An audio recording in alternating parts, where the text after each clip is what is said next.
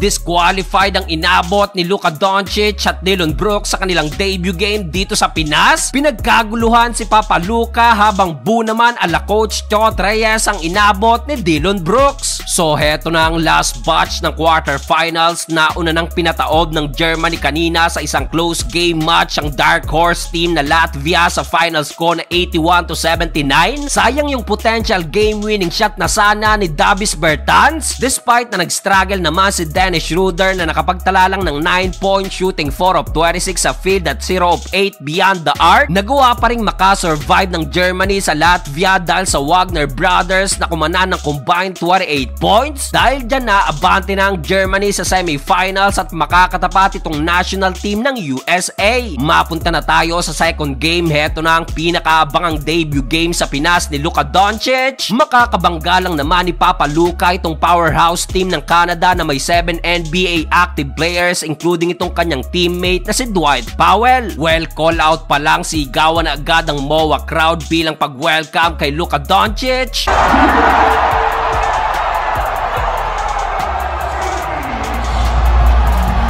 Di naman nagpatalo si Dillon Brooks kaso bu naman ang inabot agad sa mga fans kung saan opening quarter inasawa agad ng depensa si Papa Luka ni Dillon Brooks. Mainit ang naging palitan beyond the arc, 5 3-pointers ang naipasok ng Slovenia kontra naman sa 4 ng Canada. Leading scorer ng Slovenia si Luka Doncic na meron ng 7 points kontra naman kay SGA na nakapagtala naman ng 8 points. End of first quarter, abante lang ng dalawa ang Canada, 26-24.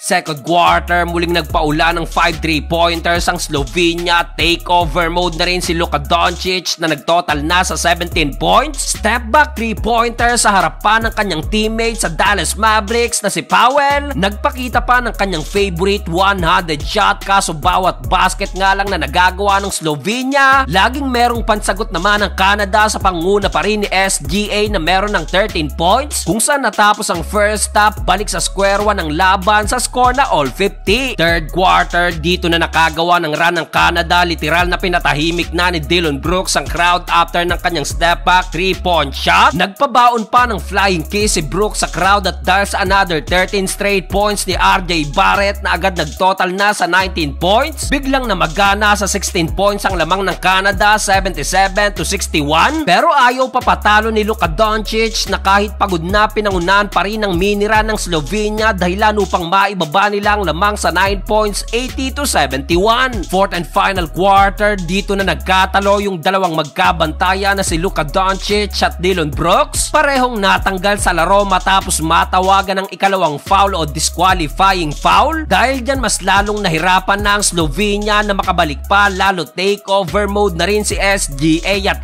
RJ Barrett kung saan aabante na ang Canada makakalaban sa semis itong national team ng Serbia.